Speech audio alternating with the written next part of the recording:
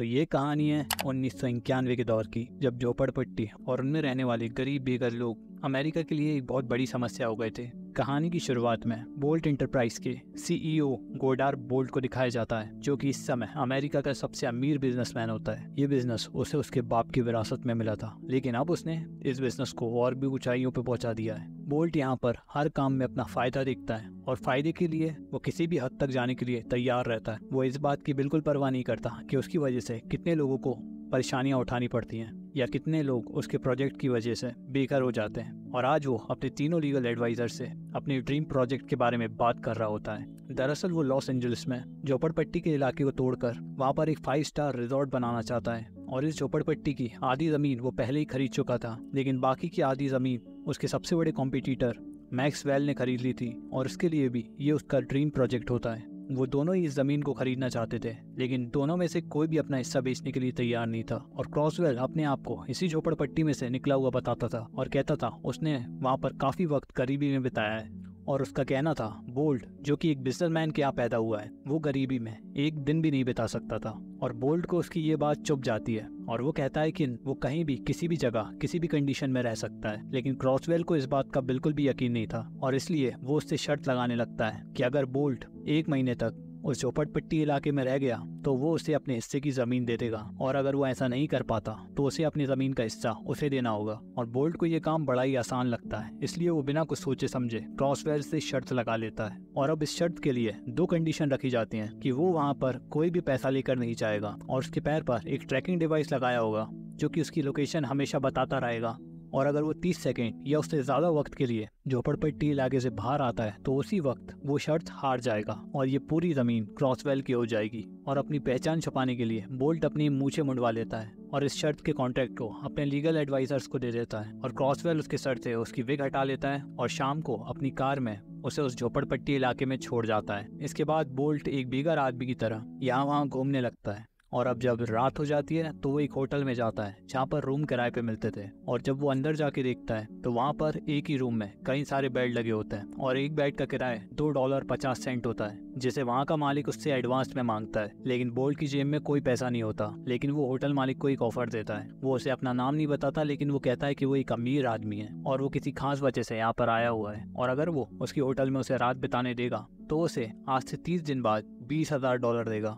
लेकिन होटल मालिक को लगता है ये उसका बेवकूफ बना रहा है और होटल मालिक उसे बाहर निकाल देता है। और अब मजबूरी में बोल्ट एक बड़े से खाली पाइप के अंदर सोने की कोशिश करता है, लेकिन जैसे ही वो अपनी आंखें बंद करता है वहीं पर चूहे उसके ऊपर चढ़ने लगते हैं, जिनसे डरकर वो चिल्लाता हुआ वहां से भाग जाता है। और इसके बाद वो एक चर्च में पहुंचता है जिसका दरवाजा अंदर से बंद होता है। बोल्ट आवाज देकर दरवाजा खुलवाने की कोशिश करता है और कहता है कि उसे सोने के लिए जगह चाहिए, लेकिन कोई भी उसके लिए दरवाजा नहीं खोलता। दरअसल इस इलाके में बहुत से बेघर लोग थे, तो वो किस किस को चर्च में सुलाते। आखिरकार जीवन की कड़वी सच्चाई का पता लगने के बाद उसकी सारी रात सोने के लिए एक जगह ढूंढने में निकल जाती है और वो किसी तरह एक दीवार के पास थोड़ी बहुत देर सो जाता है। और अगली सुबह उसके पास में ही कोई पेशाब करने लगता है तो उसकी आंख खुल जाती है। ये एक बेघर आदमी था जो अपना नाम सेलर बताता है। और अब जब सेलर अपनी नाक का मलबा वही निकालने लगता है तो बोल्ट उसे ऐसा करने से मना करता है और उससे अपना रुमाल दे देता है। सेलर उसके लिए उसका शुक्रिया अदा करता है और उसे एक अच्छा इंसान बताता है, क्योंकि यहाँ पर कोई किसी को कुछ नहीं देता। वो कहता है कि वो इस रुमाल को संभाल के रखेगा और कभी इस्तेमाल नहीं करेगा। और अब तक बोल्ट की हालत काफी खराब हो चुकी थी और उसे बहुत भूख लगने लगी थी। और इतना इधर उधर भटकने के बाद वो एक फास्ट फूड की दुकान पे पहुंच जाता है और यहाँ पर वो देखता है कि दुकान पर कोई अपना बचा हुआ खाना छोड़कर चला गया होता है। आखिरकार भूख से मजबूर होकर वो इसी बचे हुए खाने को खाने का मन बना लेता है, लेकिन जैसे ही वो उसे उठाने के लिए अपना हाथ आगे बढ़ाता है तो दुकानदार जोर से चिल्लाकर उसे भगाने लगता है और कहता है कि उसके जैसे बेघर लोगों की वजह से उसके दुकान के खाने को लोग 3rd क्लास कहने लगे हैं। जिसके बाद वो उस खाने को उठाकर अंदर डस्टबिन में डाल देता है और बोल्ट को मायूस होकर वहां से जाना पड़ता है। और रास्ते में वो एक अंधे भिखारी के कटोरे में से पैसे उठाने की भी सोचता है, लेकिन कटोरे में हाथ डालने से पहले वो भिखारी उसे धमका देता है, क्योंकि वो अंधा था ही नहीं। और बोल्ट अब रेड लाइट पे रुकी हुई गाड़ियों के शीशे साफ करके पैसे कमाने की कोशिश करता है, लेकिन यहाँ भी सब कुछ उल्टा पड़ जाता है। और एक बच्चे को डांस करके पैसा कमाते देख वो भी ऐसा ही करने लगता है, लेकिन उसे कोई एक पैसा भी नहीं देता। और अब एक जगह 2 नशेड़ी उसे अकेले में पकड़ लेते हैं और उसके दोनों जूते निकाल लेते हैं। लेकिन तभी मॉली नाम की एक लेडी आकर उन दोनों को वहां से भगा देती है और बोल्ट अपनी जान बचाने के लिए उसका शुक्रिया अदा करता है। लेकिन मॉली भी एक बेघर औरत थी, लेकिन वो जहाँ भी रहती थी वो उसको अपना घर जैसा बना लेती थी और किसी को अपनी जगह में नहीं घुसने देती थी। और मॉली समझ जाती है कि वो यहाँ पर नया है और इसलिए वो अपने सामान में से उसे पहनने के लिए पुराने जूते दे देती है और उसे अपने साथ एक ऐसी जगह ले जाती है जहाँ पर गरीब बेघर लोगों को फ्री में खाना दिया जाता था और इस जगह को मिशन कहा जाता था। और यहीं पर सेलर अपने दोस्त फ्यूम के साथ पहले से बैठा होता है और वो बोल्ट को पहचान लेता है और उसे पिप्टो कहकर अपने पास बुला लेता है और अब चारों एक साथ बैठकर खाना खाने लगते हैं। और बोल्ट पिछले 2 दिनों से भूखा था, इसलिए वो जल्दी जल्दी खाना खाने लगता है और खाने के चक्कर में उसका सेलर और फ्यूम की बातों पे कोई ध्यान नहीं जाता जो कि मरने की बात कर रहे थे। जहाँ पर फ्यूम बताता है कि वो मरने के बाद एक चिड़िया बनना चाहता है ताकि वो किसी अमीर दादी के ऊपर बीट कर सके, जबकि सेलर चाहता था कि मरने के बाद उसकी राख को समुद्र में बहा दिया जाए। और अब खाना खाने के बाद बोल्ट मॉली के पीछे चल देता है और रास्ते में वो चर्च में एक शादी होते हुए देखते हैं, जिसे देखकर मॉली बोल्ट से अपनी कहानी बताने लगती है। यहाँ पर मॉली शादी से पहले एक ब्रॉडवे डांसर हुआ करती थी और उसने सोचा था शादी के बाद उसकी जिंदगी किसी परियों की कहानियों की तरह हैप्पी एंडिंग में गुजरेगी। लेकिन उसका हस्बैंड उसे कर्ज में डुबोकर छोड़कर चला गया, जिसकी वजह से कर्जदारों ने उसके घर को जब्त कर लिया,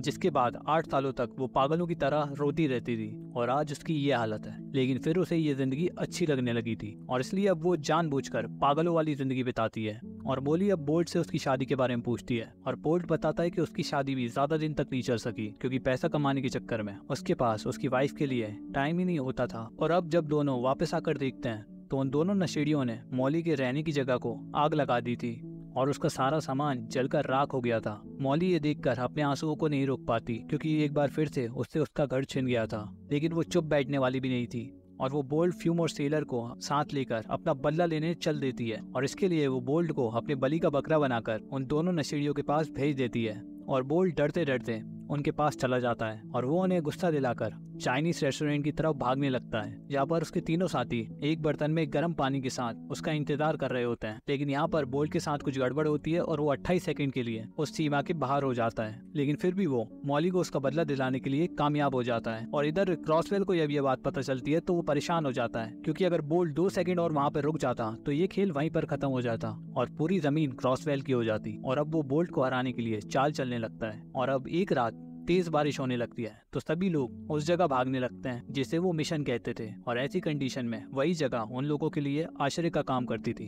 लेकिन आज क्रॉसवेल ने बोल्ट को हराने के लिए उस जगह को किसी तरह बंद करवा दिया था। और अब जब बोल्ट और सारे लोग उस जगह में बाहर से ताला लगा हुआ देखते हैं तो वो बारिश से बचने के लिए जैसे तैसे इधर उधर छुप जाते हैं। लेकिन आज बारिश में भीगने की वजह से सेलरों को बुरी तरह ठंड लग जाती है और वो उनके पास से उठकर फ्री क्लिनिक पर दवाई लेने चला जाता है। और सुबह जब वो सेलर को वहाँ से गायब देखते हैं तो तीनों अलग अलग रास्ते से उसे ढूंढने चल देते हैं। और अब बोल्ट को वो एक रेस्टोरेंट के सामने पड़ा हुआ मिल जाता है और उसके हाथ में बोल्ट का दिया हुआ वही रुमाल होता है जो उसने अब तक इस्तेमाल नहीं किया होता।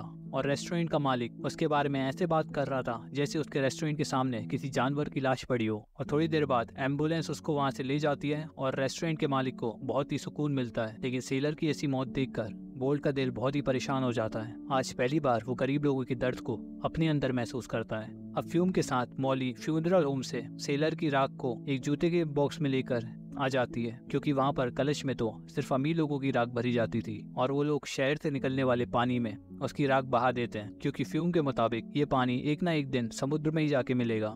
और इस तरह परेशानियों का सामना करते हुए बोल्ट यहाँ पर 30 दिन गुजारने में सफल हो जाता है और आखिरी दिन के डूबते सूरज को देखकर वो इमोशनल हो जाता है क्योंकि आज के बाद ना ही उसे गंदे कपड़े पहनने पड़ेंगे और ना ही उसे ठंड में सोना पड़ेगा। और वो ईश्वर का शुक्रिया करता है और उससे माफी मांगता है क्योंकि जब वो अमीर था तो वो ईश्वर पे विश्वास नहीं करता था। और इसके बाद वो दौड़कर मॉली के पास एक शैंपेन की बोतल लेके जाता है जो कि उसने कहीं से चुरा ली थी और बाद में पैसे चुकाने का एक नोट लिखकर वहाँ पर रखाया था। और वो मॉली से उसकी कामयाबी के जश्न में शामिल होने के लिए रिक्वेस्ट करता है। मॉली को उसकी कोई भी बात समझ में नहीं आती लेकिन फिर भी वो उसकी खुशी में शामिल होती है और दोनों काफी देर तक डांस करते रहते हैं। और अब डांस करते समय उन दोनों को एहसास हो जाता है कि वो इन झोपड़पट्टियों में रहते रहते एक दूसरे को पसंद करने लगे थे। और इसके बाद बोल्ट मॉली को अपने साथ लेकर अपने आलीशान घर की ओर चल देता है। मॉली को लग रहा था कि वो पागल हो चुका है और अंदर से उन्हें जूते मारकर भगाया जाएगा, लेकिन बोल्ट उसे हंसते हुए उसका हाथ पकड़कर उसे अंदर ले जाता है जहाँ पर एक पार्टी चल रही होती है। और बोल्ट पार्टी में मौजूद वो तीनों लीगल एडवाइजर्स के पास जाकर बताता है कि वो शर्त जीत गया है, लेकिन वो सभी किसी भी शर्त के बारे में जानकारी होने से इनकार कर देते हैं। दरअसल क्रॉसवेल ने बोल्ट को जीतता हुआ देखकर उसके तीनों लीगल एडवाइजर्स को लालच देकर अपने साथ मिला लिया था। और बोल्ट ये सब देखकर काफी हैरान हो जाता है। वो समझ जाता है कि उसके साथ धोखा किया गया है और अब वो लोग उसे पूरी कहानी बताते हैं कि उसके जाने के बाद उसे पागल करार कर दिया गया था, जिसकी वजह से उसका सब कुछ उसके पावर ऑफ अटॉर्नी मतलब उसके लीगल एडवाइजर्स के पास आ गया था और उन्होंने ये सब क्रॉसवेल को बेच दिया था, यहाँ तक कि उसका अपना घर भी। इसके बाद क्रॉसवेल उसे धक्के मारकर वहाँ से निकलवा देता है और अब इससे बोल्ट को बहुत बड़ा झटका लगता है और वो वाकई में पागलों की तरह बर्ताव करने लगता है और रास्ते में वो अपने आप से ही बातें करने लगता है कि उसके साथ ऐसा कैसे हो सकता है। आखिरकार वो अमेरिका का सबसे अमीर आदमी है और उसकी बातें सुनकर एक पागल आदमी उससे बहस करने लगता है और अपने आप को दुनिया का सबसे अमीर आदमी बताता है। और बोल्ट का पहले से ही दिमाग खराब था और उसकी बातें सुनकर वो उसे यहाँ पर पीटने लगता है। और इसी बीच पुलिस वहाँ पर आकर उनका बीच बचाव करवाने लगती है, लेकिन जैसे ही वो पागल दोबारा अपने आप को सबसे अमीर कहने लगता है तो बोल्ट फिर से अपना आपा खो देता है और पुलिस के सामने ही उसे पीटने लगता है। उसकी हरकतें देखकर पुलिस उसे पकड़कर एक मेंटल हॉस्पिटल पहुंचा देती है और इस छोटे से क्लिनिक में इतनी भीड़ होती है कि डॉक्टर गलती से उसे एक ही इंजेक्शन 3 बार लगा देता है, जिससे बोल्ट का शरीर नीला पड़ने लगता है।